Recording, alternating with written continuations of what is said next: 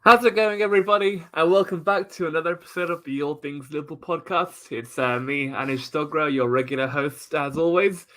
Um, Back into it with another episode after a whole week or week and a half, however long our last episode was.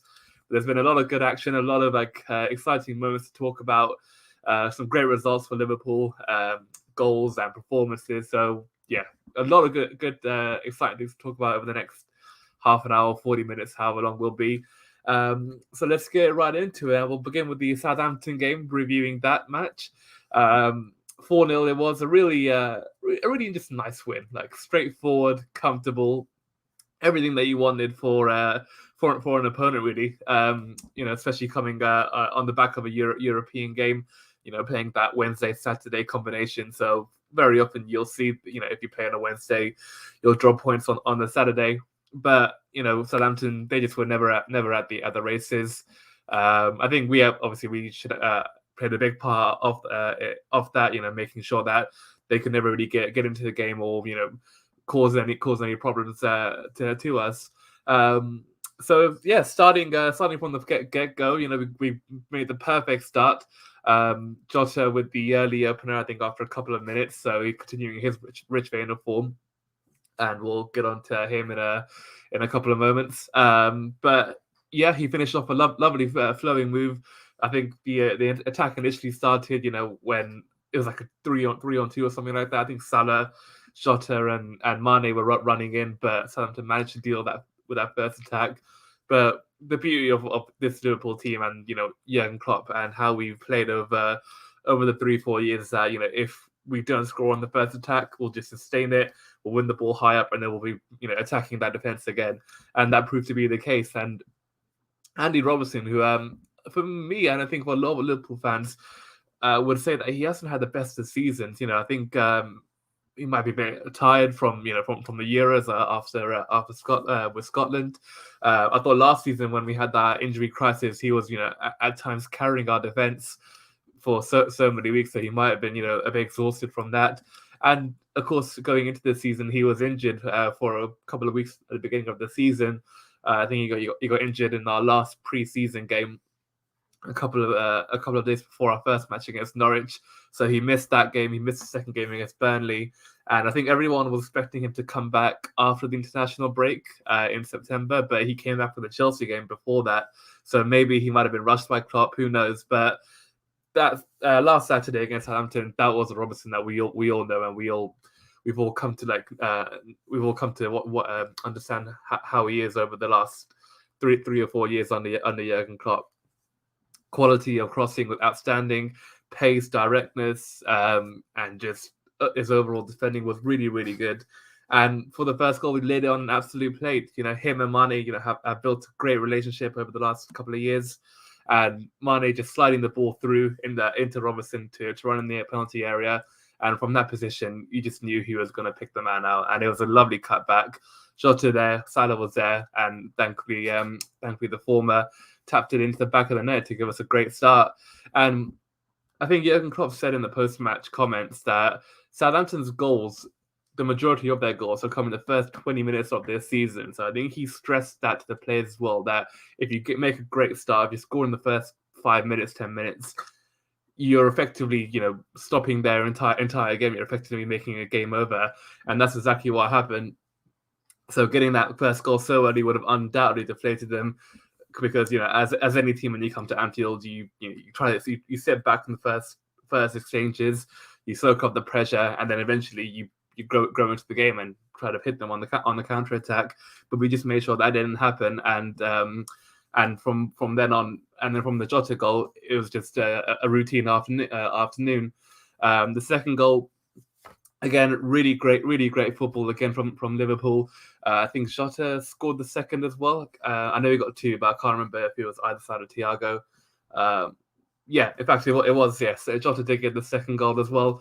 Again, just a lovely move. Henderson picking up that ball from the right-hand side, and even though the Anfield crowd was telling him to shoot, what makes him so smart and so clever is that he sees that extra pass to make a better opening.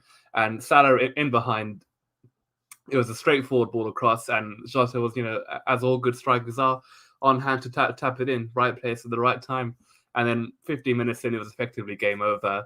And then Thiago, continuing his rich vein of form in Europe against Porto, he scored an absolute worldie. I think it's from like 25, 30 yards out against Porto. Absolute bullet into the bottom corner. And against Southampton again, he scored again, and that's really important for his confidence, and and for us as well, because since Thiago's come to Liverpool, we've not really seen the best of him. Whether that be through COVID that he unfortunately obtained in the first couple of weeks in coming to Liverpool, and then he had that really bad injury in the Merseyside derby. But hopefully now, like, those injuries that are behind him, and those back-to-back goals and the performance he's been putting in, hopefully that will just boost his confidence and make him think mentally, okay, I am not going to get injured easily, because whilst injuries are part of the game, your mental state plays a big factor into that as well. I think it happened to Daniel Sturridge quite a lot in that season when we almost won the title. He scored 21 goals, but he only played 28 league games, so he missed 10 games through injury. And then the seasons after that, whenever he felt like he had a little niggle, that would basically rule him out for another two or 3 weeks. So injuries, whilst they are obviously they obviously do happen for a reason, your mental ability to bounce back or to think that you don't have an injury can go a long way. So Thiago, in getting those 2 goals, will hopefully think and feel a lot more confident now, and of course be a big part of this Liverpool team for the rest of the season. So 3-0 up at half time, we were absolutely cruising. Everything was going very, very well. And then in the second half, we as we like to do and did on this occasion, was score very early on, and then effectively made sure there was absolutely zero chance of a comeback. And Trent Alexander-Arnold, another day, another assist, laying one on for Van Dijk, who was it was lovely to see him on the score sheet, given the injury that he suffered last season against Everton, which ruled him out for the entire campaign. So to see him back on the score sheet was great to see. And a very good finish as well. 10 yards out near the penalty area, just absolutely walloped it into the bottom corner. So a great goal from the big man. And from then on, there was just a training game. We just passed it around the back and made sure we kept the clean sheet. Even then, actually, Alisson, I thought, had a very good game. Another as well who's come back and done particularly well. Of course, he had that really bad game against West Ham, pretty much out of fault for all 3 goals.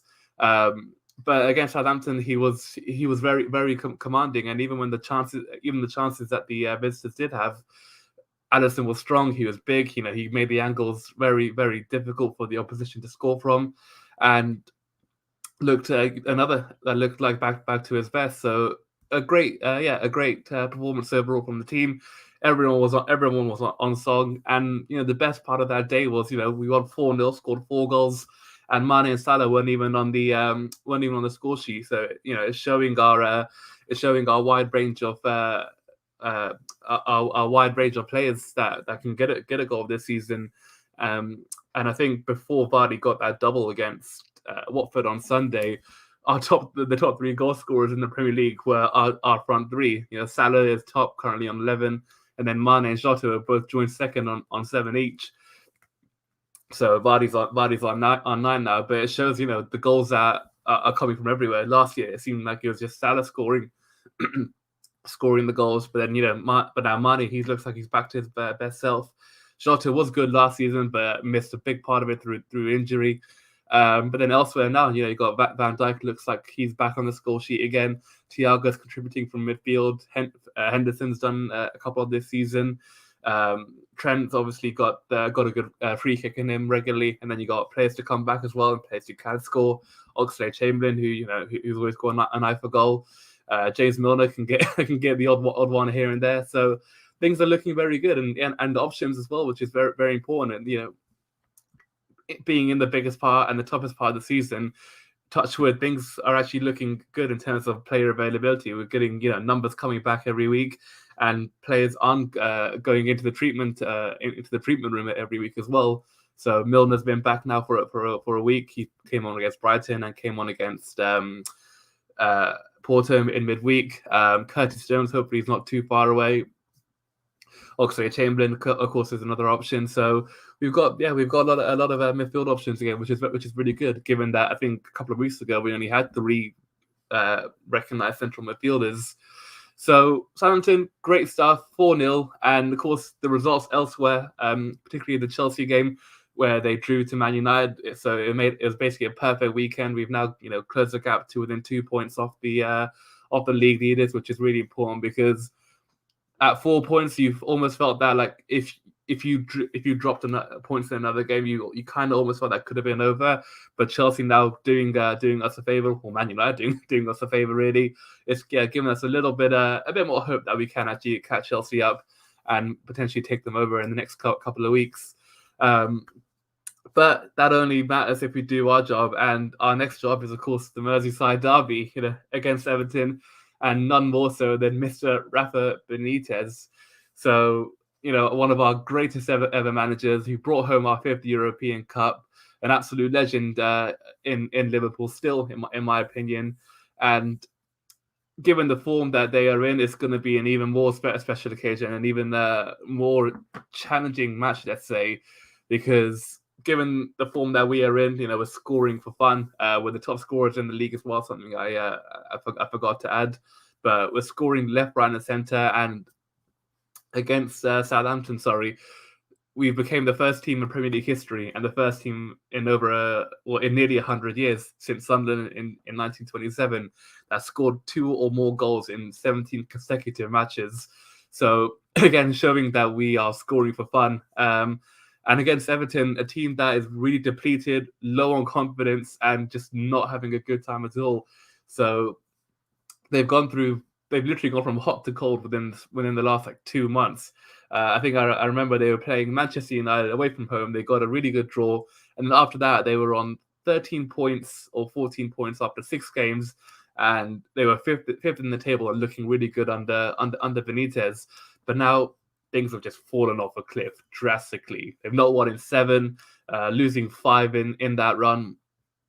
And in some particular games as well, they've been absolutely dreadful. I remember against Watford, they capitulated with 10 minutes to go. They were 2-1 up 10 minutes to go, and they eventually lost 5-2.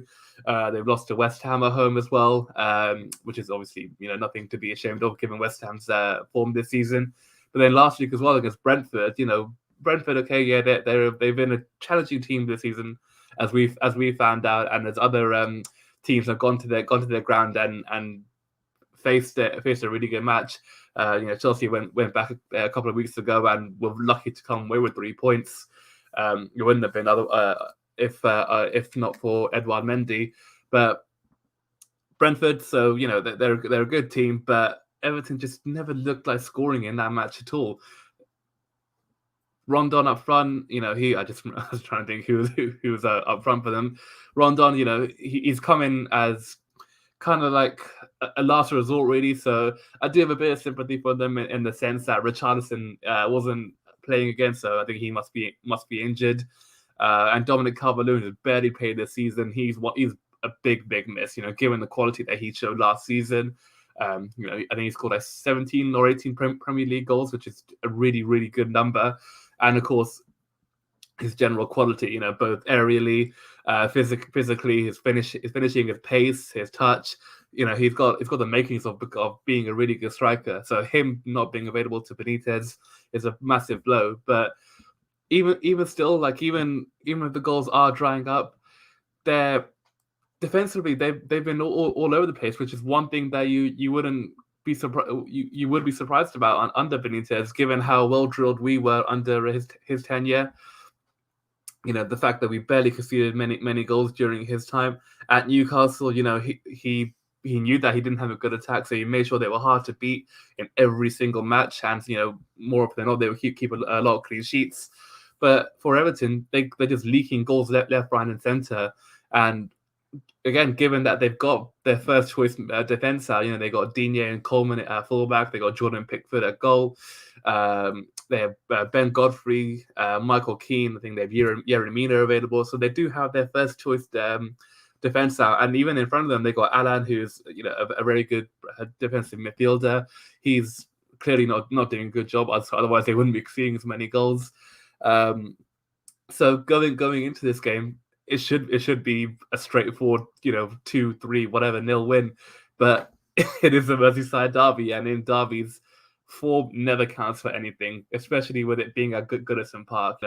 It's like Gary Neville always says that whenever Man United play Liverpool, the game at Anfield is always much tougher than it is at Old Trafford because of the ferocity of the fans at Anfield compared to Old Trafford. It's the same. It's the same with us when we play Everton. It's always a much tougher game at their ground compared to Anfield, because for them this is it. This they have 2 games a season where they can claim a scalp. Yes, this one at home and then the one at Anfield, because they're not competing for Champions League or Europa League, nor are they in the competitions. Cup games, they're already out of the League Cup, so they're gonna have to wait till January to see if they can give the FA Cup a go. So really, it's just the Merseyside derbies that they look forward to, and like I said, it's not gonna be an easy game, even though it should be. But Benitez, we all know what he's gonna be like. He's gonna make his team difficult to set up, and this time we'll see. Yeah, and for the players as well, like they do not want to be on a high day, especially given the form that they're already in. There's so much pressure on Benitez. I think he's one of the favorites to get sacked right now. So for him, if he, because the only reason why he came back to Everton was not because of the club, but because of the city. The fact that his family lives there, and he knows the area so well, and he does so much for the city off the pitch. So he will want to make sure that he doesn't get sacked so quickly, and of course he'll want a point to prove as well. The fact that he still can go up against the likes of a Jurgen Klopp or a Thomas Tuchel, Pep Guardiola, and still get results, because we all consider Rafa as a top manager because he won the league with Valencia when Real Madrid and Barcelona were the top dogs in Spain, and of course coming to Liverpool and winning the Champions League, and even elsewhere, even at Chelsea, when they sacked who is it? They sacked Di Matteo in 2012. They got Rafa Benitez in. He came in, steadied the ship, got them third, and won them the Europa League. So he's clearly still a world-class manager. But if the form keeps on going and the results keep going on as they are, then questions might eventually start to raise. So for my sake, of course, I do want him to lose this match. But I do hope that he stays at Everton, because he still can be useful to us going forward. Of course, we all have that Agent Rafa joke that's been going on around Liverpool for a while. So it remains to be seen if he can fulfill that. But up against the likes of Chelsea and Man City, where we might need favours down the line, I hope that Rafa will still be in a job by then. But on Wednesday, I hope nothing more than a comfortable win, and hopefully it doesn't come very comfortable, because I fully know that as soon as, or if we go 2 or 3 up, the Liverpool fans are going to be singing Rafa's name all game long, and I am very, very excited to see that happen, if and hopefully it does happen. So Merseyside derby, looking forward to it. Hopefully we get 3 points. And moving on to another manager, so obviously big news across the city in Manchester. The Red Devils have finally confirmed their manager. They have Ralf Rangnick, the former RB Leipzig manager and sporting director. So a good move, I think, from Manchester United. They've not done well. To put it plainly, since Sir Alex left in 2013, they've not done well whatsoever. Van Gaal failed, Moyes, Mourinho, and of course Solskjaer. They've all come and failed. Solskjaer, I think, arguably has done the best out of the bunch, given the way he's kind of rebuilt Manchester United. I guess he cleared a lot of the dead wood and brought in a lot of good talent, and the team in general looks in a very, very good place. But he couldn't get them over the line really, and make them challenge for the Premier League or Champions League. So Rangnick coming in, I think, is a really good appointment. Particularly as well, as you see on the bottom there with the little notes, his influence on Jurgen Klopp and Thomas Tuchel.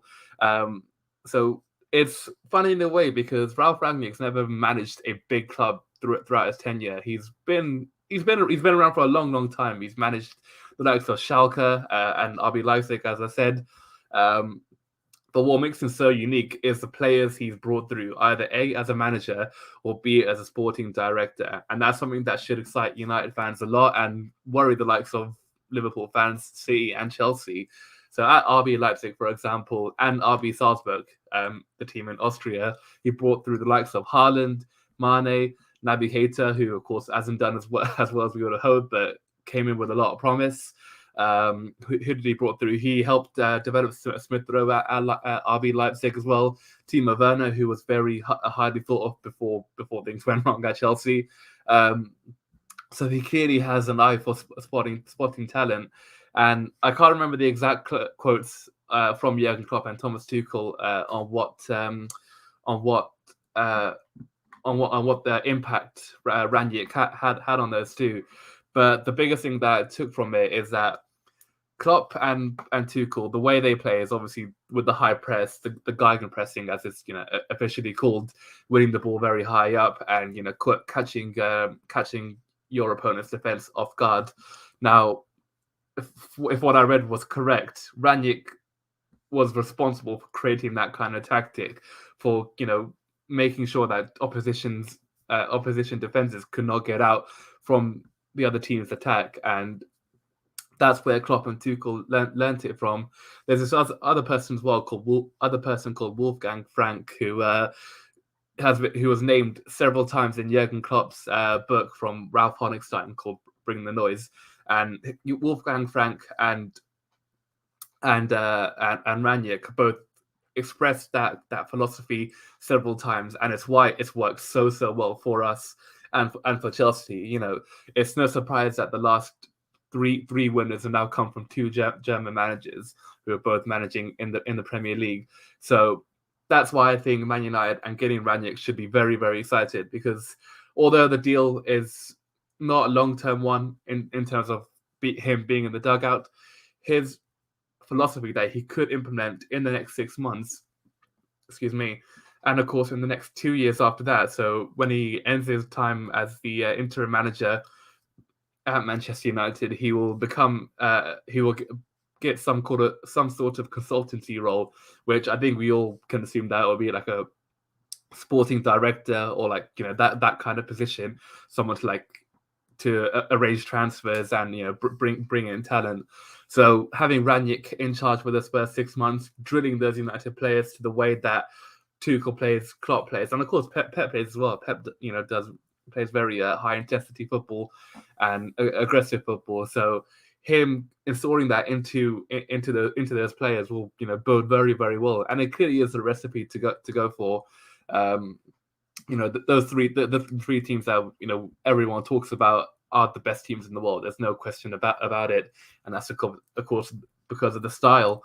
So Rangnick eventually, building that philosophy into the likes of Rashford, Greenwood, Sancho, McTominay, a lot of young players still at Man United who are still learning and are very good despite the form they showed this season. It will bode very, very well for them. And then again, in the next 2 years, we'll see the faces that he brings in. So if he brings in the next Sadio Mane or the next Erling Haaland, we're going to be in a lot of trouble. So great news for Man United. Hopefully something does go wrong and he isn't the name that everyone thinks that he is. But it's looking very good for them. But yeah, moving on to obviously tonight's reaction. So we've had the Ballon d'Or awards in France. One of the most prestigious trophy in football for an individual, and Lionel Messi winning it for the 7th time, getting it ahead of Robert Lewandowski and Jorginho, who finished 2nd and 3rd respectively. So my reaction to that is absolute rubbish. to put it plainly, I just did not think Messi deserved it whatsoever. There's no doubt he had a good year. Of course, Barcelona last season were terrible, but his numbers for them were the only reason why they were even able to get top 4 And then for Argentina, of course, he finally got his hands on a first international trophy with his country. But Lewandowski, and especially last year as well, you got to take into consideration because for whatever reason they cancelled it because of coronavirus, which I don't understand why. Because the FIFA Best Awards were continued. They gave out those awards last year, and the UEFA Player of the Year as well. They gave out last year as well. Excuse me. So I don't know why they cancelled it. But this year it resumed, and Messi claimed his hands on it for the 7th time. But Lewandowski, man, he's had the best year that anyone could think of. I don't know his exact number, but he's got more than 60 goals this kind of the year. And I think he gets a couple of more in the next few games, he will break Cristiano Ronaldo's record of the most goals in a calendar year. I think Ronaldo's on 67. Which he did in 2014. So for Lewandowski to have won everything for Germany, for Bayern Munich, and score the amount of goals that he has, and the type of goals as well, the quality of his finishing is unreal.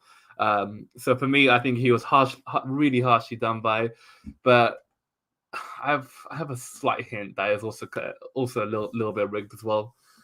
Because just looking at that top 10, it's a bit of a joke if I'm being completely honest.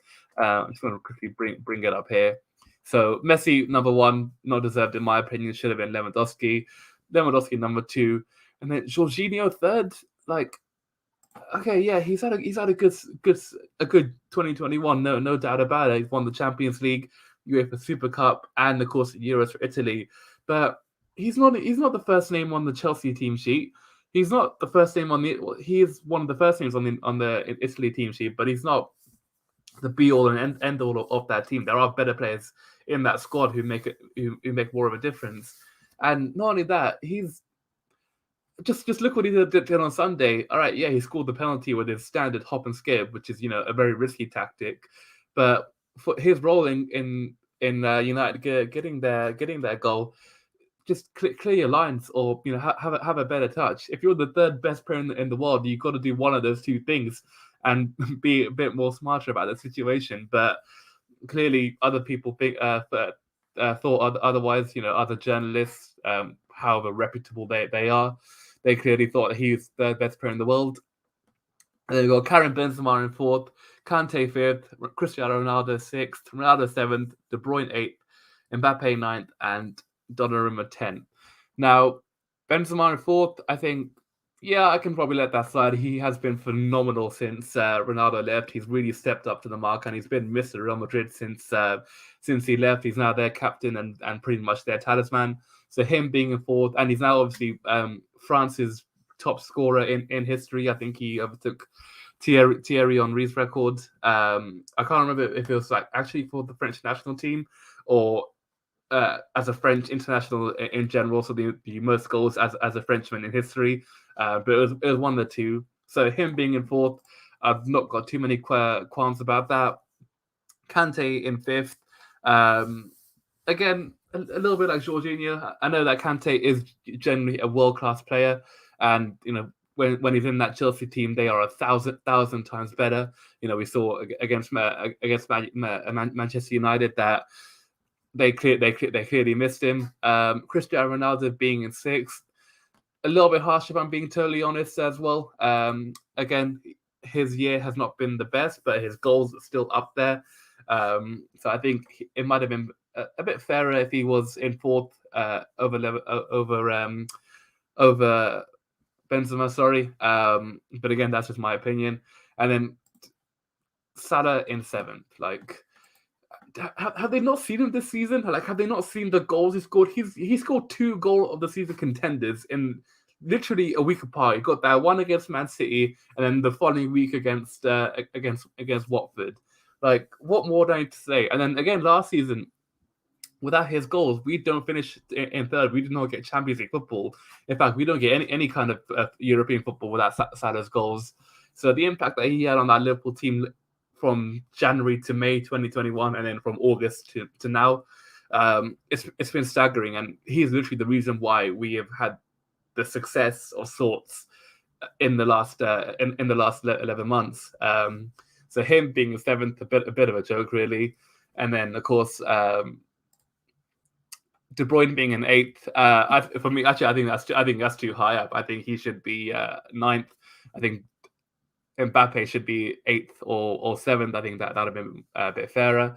And then Donnarumma in 10th, which is maybe as well. Yeah, he had a brilliant Euros for Italy. He was a player of the tournament, and of course helped them win the tournament. And then a few other notable absentees outside of that. I think Haaland is very, very harsh not to be in that list. Since he came to Borussia Dortmund, he's actually scored more goals in games. This is even as well this season. He came back from injury on the weekend and scored again.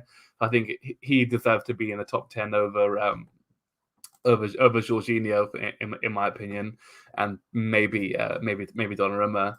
But there we have it. That's another year for the Ballon d'Or. We'll see what holds next year. Whether Messi's still doing what he's doing. I can't imagine if he wins it again next year, especially if PSG don't win the Champions League. And given the form that other players are obviously showing, Salah's not slowing down, and the Haaland's only going to get better in the next 12 months. Mbappe the same as well. So yeah, we'll see how next Ballon d'Or goes. And then lastly, just to cap things off, so of course we started the show about the 4-0 win against Southampton and Jota getting 2 of those. I think it's a great way to cap off the podcast. So Diogo Jota, he's been absolutely fantastic in the last month or so. And I know that I said on one other show, I think it was before we previewed the Manchester City game, that he frustrated me given the amount of chances he normally gets, and he doesn't really take as many of them. Clearly, he may have watched the show, you never know. But since then, he's just been clinical every single time. And I know a lot of his goals have actually been tap-ins. I think following that Manchester City game, we obviously had the Watford match. He didn't play in that one. Then we had Manchester United the following week, and he scored again another tap-in. And then of the 2 tap-ins against Southampton, and then last week as well, I think it's against Arsenal. That was a fantastic goal too. But when you're a player in the center of the box, when you're the number 9, you're the central figure. It's not luck or anything like that you score a lot of tap-ins. It comes down to great positioning and really, really good movement. Edison Cavani, for example, he's often been a player who's like blown hot and cold. Sometimes his touch lets him down, or sometimes his finishing lets him down. But one of the greatest attributes that he has is his positioning, and that's something that you, as a central forward, if you can perfect your positioning, you will score a lot of goals in your career. And that's exactly what Jota's doing. He's in the right place at the right time on every single occasion. So for the goal against Arsenal, I guess we can talk about it a little bit more. He was in the area to intercept a pass if it was going to go backwards, and that's exactly what it did. Tavares playing a blind pass, but Jota was quick to react, and then the goal he scored was fantastic. It showed class, composure, technique. To sit Ben White down, to sit Aaron Ramsdale down, and just slot it into an empty net. So a really superb goal from the Portuguesa. So overall, I think he's clearly learning his trade. He's clearly developing, and being in a Jurgen Klopp team, you're never not going to learn unless you have a terrible attitude. So the form he's showing is really, really good, and particularly as well with the African nations coming up in the next in the next 6 weeks. I think I'm not sure when it exactly starts, but we've nearly hit December now, so it's not too far away. So the form that he's hitting right now is obviously really, really good for us, given the fact that we're going to be without Mane and Salah for a bit of time. So long may that form continue, and hopefully keeps on scoring the goals and keeps us in the title race. But anyway, guys, that's all we've got for today. So I hope you've enjoyed this match podcast.